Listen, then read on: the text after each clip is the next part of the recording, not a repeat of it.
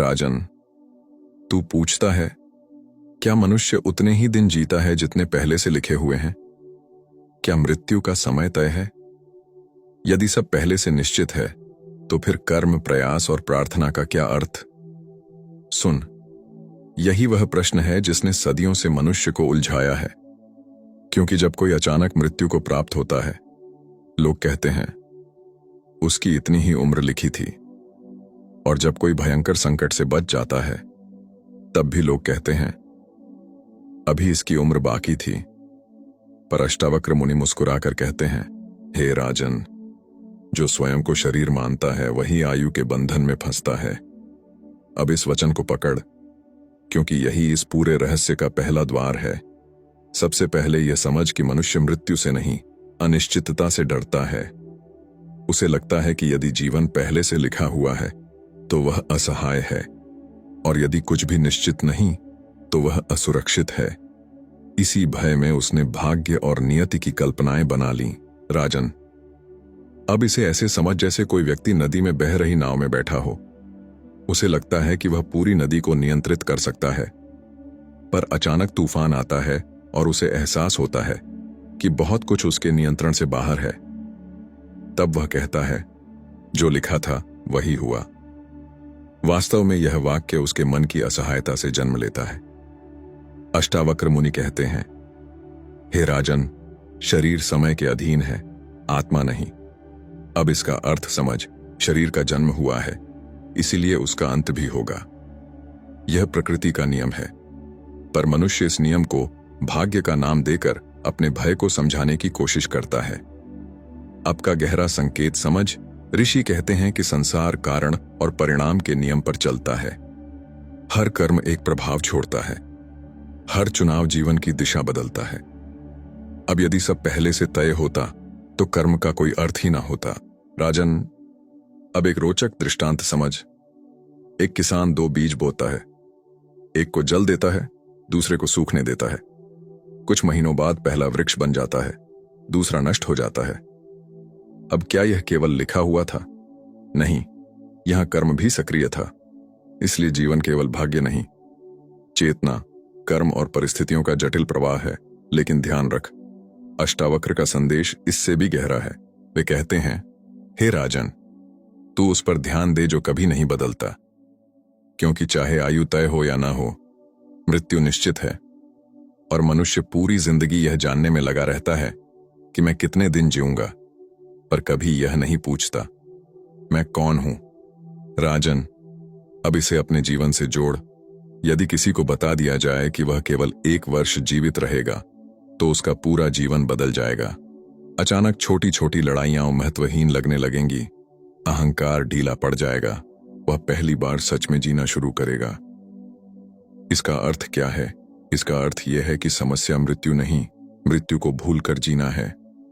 अष्टावक्र मुनि कहते हैं, हे राजन, मृत्यु हर क्षण तेरे साथ चल रही है। अब इसका अर्थ डर पैदा करना नहीं, बल्कि जागरण है। क्योंकि जो मृत्यु को याद रखता है, वह जीवन को अधिक सचेत होकर जीता है। अब का एक सूक्ष्म संकेत समझ। अत्यंत शक्तिशाली था, उसे वरदान प्राप्त थे, उसे लगता था कि वह मृत्यु को नियंत्रित कर सकता है, पर अंततः वही मृत्यु उसके सामने खड़ी हुई। राजन, इससे यह स्पष्ट होता है कि शक्ति, धन और ज्ञान भी शरीर को अमर नहीं बना सकते। अब एक और गहरी बात समझ। मनुष्य जितने दिन लिखा है उतना ही जिएगा। इस विचार को 2 कारणों से पकड़ता है। पहला, उसे असुरक्षा से राहत मिलती है। दूसरा, वह जिम्मेदारी से बचना चाहता है। क्योंकि यदि सब पहले से तय है, तो फिर अपने चुनावों की जिम्मेदारी लेने की आवश्यकता नहीं रहती। अष्टावक्र मुनि कहते हैं, हे राजन, जागृत मनुष्य भाग्य के पीछे नहीं छिपता। अब इसका अर्थ समझ। जीवन में कुछ बातें तेरे नियंत्रण से बाहर हैं, पर तू कैसे जीता है, कैसे सोचता है, कैसे प्रेम करता है, यह तेरी चेतना पर निर्भर है। अब का गहरा संकेत समझ। ज्ञानी आयु की चिंता नहीं करता, क्योंकि उसने उस तत्व को जान लिया है जो समय से परे है। उसके लिए प्रश्न यह नहीं कि मैं कितने वर्ष जीऊंगा, बल्कि यह कि क्या मैं जागा हुआ हूं। राजन, अब धीरे धीरे यह स्पष्ट हो रहा है, शरीर समय के अधीन है, मृत्यु निश्चित है, पर जीवन केवल लिखा हुआ भाग्य नहीं, कर्म, चेतना और जागरूकता भी उसे प्रभावित करते हैं। और सबसे बड़ा भ्रम यह है कि मनुष्य आयु जानना चाहता है, पर स्वयं को नहीं। पर अब तेरे भीतर एक और गहरा प्रश्न उठ रहा है, यदि सब पहले से तय नहीं, तो फिर कुछ लोग अचानक क्यों मर जाते हैं? क्या प्रार्थना, तप और पुण्य मृत्यु को टाल सकते हैं? और जिसने आत्मा को जान लिया, क्या उसके लिए मृत्यु का समय कोई अर्थ रखता है? राजन, अब तू उस रहस्य के और निकट आ गया है जहां भाग्य, कर्म और मृत्यु की गुत्थियां धीरे धीरे खुलने लगती हैं। तू पूछता है, यदि सब पहले से तय नहीं, तो फिर कुछ लोग अचानक क्यों मर जाते हैं? क्या प्रार्थना, तप, पुण्य या सावधानी मृत्यु को टाल सकते हैं? और क्या सच में मनुष्य उतने ही दिन जीता है जितने पहले से लिखे हुए हैं? सुन, अष्टावक्र मुनि कहते हैं, हे राजन, जो बदलने वाला है उसे पकड़ने की कोशिश ही भय है। अब इस वचन को भीतर उतार, क्योंकि मनुष्य मृत्यु को समझने से अधिक उसे नियंत्रित करना चाहता है। सबसे पहले यह समझ कि जीवन केवल एक सीधी रेखा नहीं, यह असंख्य कारणों, कर्मों, परिस्थितियों और चेतना के प्रवाह का संगम है। इसलिए ऋषियों ने कभी भी जीवन को केवल भाग्य या केवल कर्म नहीं कहा, दोनों एक दूसरे से जुड़े हैं। राजन, अब इसे ऐसे समझ जैसे खेत, बीज तेरे कर्म हैं, मौसम परिस्थितियां हैं, और किसान की जागरूकता तेरी चेतना है। अब यदि किसान कहे जो लिखा होगा वही होगा, और खेत को सींचे ही नहीं, तो क्या फसल उगेगी? नहीं। इसलिए केवल भाग्य पर टिके रहना अज्ञान है। अष्टावक्र मुनि कहते हैं, हे राजन, जागृत मनुष्य वर्तमान में जीता है। अब इसका अर्थ समझ, भविष्य पूरी तरह तेरे हाथ में नहीं, पर वर्तमान क्षण में तेरी सजगता तेरे जीवन की दिशा बदल सकती है। अब का गहरा संकेत समझ। ऋषि कहते हैं कि मनुष्य हर क्षण अपने भीतर संस्कारों और कर्मों के बीज लेकर चलता है। कुछ बीज तुरंत फल देते हैं, कुछ वर्षों बाद, और कुछ जन्मों तक छिपे रहते हैं। इसलिए कई घटनाएं अचानक दिखाई देती हैं, जबकि उनके कारण बहुत गहरे होते हैं। राजन, अब एक रोचक दृष्टांत समझ। एक व्यक्ति वर्षों तक अपने शरीर की उपेक्षा करता रहा, गलत भोजन, क्रोध, तनाव। फिर अचानक एक दिन उसका शरीर टूट गया। लोग बोले, इतनी ही उम्र लिखी थी। पर क्या यह केवल लिखी हुई आयु थी? नहीं, उसके चुनाव भी उस दिशा में काम कर रहे थे। यही कारण है कि अष्टावक्र कहते हैं, हे राजन, अचेतन जीवन ही दुख का कारण है। अब एक और सूक्ष्म बात समझ, प्रार्थना और तप मृत्यु को रिश्वत देकर नहीं रोकते, वे मनुष्य की चेतना बदलते हैं। और जब चेतना बदलती है तो जीवन की दिशा भी बदल सकती है, क्योंकि जागरूक व्यक्ति अपने जीवन को अलग ढंग से जीने लगता है। अब का एक गहरा संकेत समझ कि कथा को लोग अक्सर केवल मृत्यु टल गई के रूप में देखते हैं, पर उसका गहरा अर्थ यह है कि चेतना का स्तर बदलने पर मनुष्य मृत्यु के भय से ऊपर उठ सकता है। राजन, ऋषियों की कथाएं केवल चमत्कार नहीं, भीतर के परिवर्तन के प्रतीक हैं। अष्टावक्र मुनि कहते हैं, हे राजन, मृत्यु से बचना संभव नहीं, पर मृत्यु के भय से मुक्त होना संभव है। अब इसका अर्थ समझ। मनुष्य पूरी जिंदगी मृत्यु को टालने की कोशिश करता है, पर वह जीना भूल जाता है। वह भविष्य की चिंता में वर्तमान खो देता है।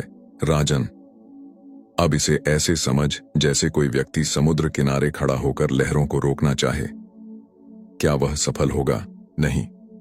पर यदि वह तैरना सीख ले तो वही समुद्र उसका भय नहीं रहेगा। वैसे ही मृत्यु जीवन की लहर है, उसे रोका नहीं जा सकता, पर उसे समझा जा सकता है। अब का गहरा संदेश समझ। ज्ञानी मृत्यु की तारीख जानने में रुचि नहीं रखता, क्योंकि उसने उस तत्व को पहचान लिया है जो कभी जन्मा ही नहीं। उसके लिए शरीर का जाना उतना ही स्वाभाविक है जितना सांस का भीतर जाना और बाहर आना। राजन, अब अपने जीवन को देख। तू हर समय सुरक्षा खोजता है, लंबी आयु चाहता है, भविष्य निश्चित करना चाहता है, क्योंकि भीतर भय है। पर अष्टावक्र कहते हैं, जिसने स्वयं को जान लिया उसके लिए हर क्षण पूर्ण है। उसे लंबा जीवन नहीं चाहिए, उसे जागा हुआ जीवन चाहिए। अब एक और गहरी बात समझ, जितने दिन लिखा है उतना ही जिएगा। यह वाक्य आधा सत्य है, क्योंकि मृत्यु निश्चित है, पर जीवन की गुणवत्ता तेरी चेतना पर निर्भर है। दो लोग समान आयु जी सकते हैं, एक भय, क्रोध और अचेतना में, दूसरा प्रेम, जागरूकता और शांति में। अब बता, क्या दोनों ने वास्तव में समान जीवन जिया? उपनिषदों में कहा गया, जीवन वर्षों में नहीं, जागरण में मापा जाता है। इसका अर्थ यही है कि लंबी आयु से अधिक महत्वपूर्ण है तू कितना सचेत होकर जिया। राजन, अब धीरे धीरे यह स्पष्ट हो रहा है, भाग्य सब कुछ नहीं, कर्म भी प्रभाव डालते हैं। चेतना जीवन की दिशा बदल सकती है। मृत्यु निश्चित है, पर उसका भय अज्ञान से पैदा होता है, और जिसने स्वयं को जान लिया वह आयु की गणना से ऊपर उठने लगता है। पर अब तेरे भीतर अंतिम प्रश्न उठ रहा है, यदि आत्मा अमर है तो फिर मृत्यु का वास्तविक अर्थ क्या है? जिसने आत्मज्ञान पा लिया, क्या उसके लिए कम आयु और अधिक आयु का कोई अर्थ बचता है? और क्या सच में मनुष्य मृत्यु को देखकर भी भीतर से शांत रह सकता है? राजन, अब तू उस अंतिम द्वार पर खड़ा है जहां जीवन, मृत्यु, भाग्य और आत्मा का सबसे गहरा रहस्य एक साथ खुलने लगता है।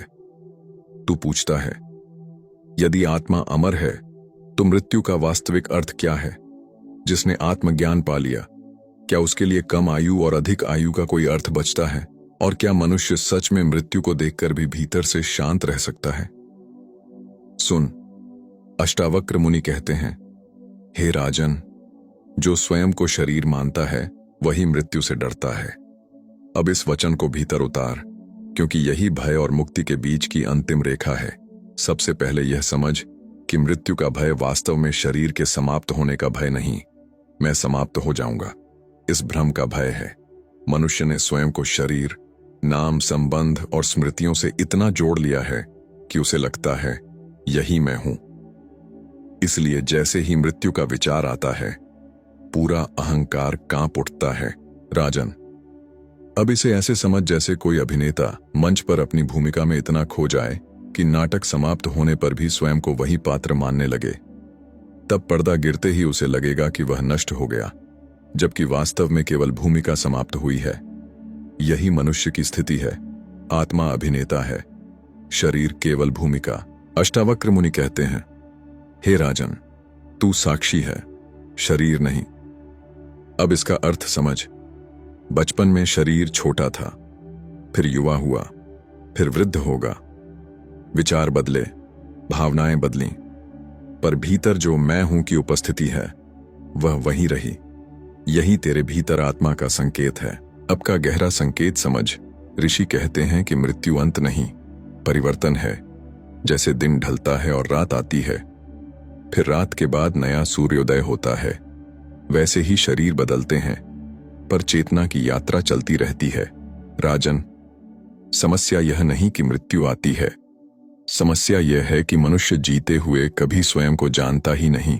इसीलिए अंतिम क्षण में उसे लगता है कि सब छिन रहा है। अब एक रोचक दृष्टांत समझ। एक यात्री कई वर्षों तक एक सराय में रहा। धीरे धीरे उसने उसे ही अपना घर मान लिया। फिर एक दिन यात्रा आगे बढ़ाने का समय आया। अब वह रोने लगा, मेरा घर छूट रहा है, जबकि वह स्थान कभी उसका स्थायी घर था ही नहीं। राजन, यही शरीर है, आत्मा की यात्रा का अस्थायी पड़ाव। अष्टावक्र मुनि कहते हैं, हे राजन, ज्ञानी मृत्यु को उसी सहजता से स्वीकार करता है जैसे थका हुआ व्यक्ति नींद को। अब इसका अर्थ समझ। जिसने जीवन को सचेत होकर जिया, उसके लिए मृत्यु भय नहीं, विश्राम बन जाती है। अब का एक सूक्ष्म संकेत समझ। वर्षों तक प्रतीक्षा करती रहीं, पर उनका जीवन केवल लंबा होने के कारण महान नहीं बना। उनकी चेतना, समर्पण और प्रेम ने उनके जीवन को अमर बना दिया। राजन, यही कारण है कि ऋषि आयु नहीं, जागरण को महत्व देते हैं। अब एक और गहरी बात समझ। जितने दिन लिखा है उतना ही जिएगा। यह वाक्य तभी तक अर्थ रखता है जब तक तू स्वयं को केवल शरीर मानता है, क्योंकि शरीर समय में बंधा है, पर आत्मा समय से परे है। इसीलिए ज्ञानी के लिए प्रश्न आयु का नहीं, चेतना का होता है। अब इसे ऐसे समझ जैसे आकाश, उसमें असंख्य बादल आते हैं, कुछ जल्दी चले जाते हैं, कुछ देर तक टिकते हैं, पर आकाश पर कोई प्रभाव नहीं पड़ता। वैसे ही जन्म और मृत्यु चेतना में घटती घटनाएं हैं। आत्मा स्वयं असीम है। अब का अंतिम संदेश समझ, जिसने स्वयं को जान लिया वह जीवन को पकड़कर नहीं जीता, वह हर क्षण को पूर्णता से जीता है। इसलिए उसे लंबी आयु की भूख नहीं रहती, क्योंकि उसके लिए एक जागृत क्षण भी 1000 अचेत वर्षों से अधिक मूल्यवान है। राजन, अब अपने जीवन को देख। तू भविष्य सुरक्षित करने में इतना खो गया है कि वर्तमान जीना भूल गया है। तू यह जानना चाहता है कि मैं कितने दिन जीऊंगा, पर कभी यह नहीं पूछता मैं अभी कितना जागा हुआ हूं। और यही अचेतना मनुष्य का सबसे बड़ा दुख है। उपनिषदों में कहा गया, जो मृत्यु को समझ लेता है वही जीवन को पहली बार जानता है, क्योंकि मृत्यु हर क्षण यह याद दिलाती है कि समय सीमित है। इसलिए हर क्षण को सचेत होकर जीना ही वास्तविक साधना है। राजन, अब धीरे धीरे इस पूरी यात्रा का अंतिम सार स्पष्ट हो रहा है। मृत्यु निश्चित है, पर भय आवश्यक नहीं। भाग्य अस्तित्व का एक हिस्सा है, पर चेतना भी उतनी ही महत्वपूर्ण है। शरीर समय के अधीन है, आत्मा नहीं। और जिसने स्वयं को जान लिया उसके लिए कम आयु और अधिक आयु का अर्थ मिटने लगता है। वह हर क्षण को अंतिम मानकर जीता है, इसलिए उसका जीवन अधूरा नहीं रहता। वह प्रेम करता है पर पकड़ता नहीं।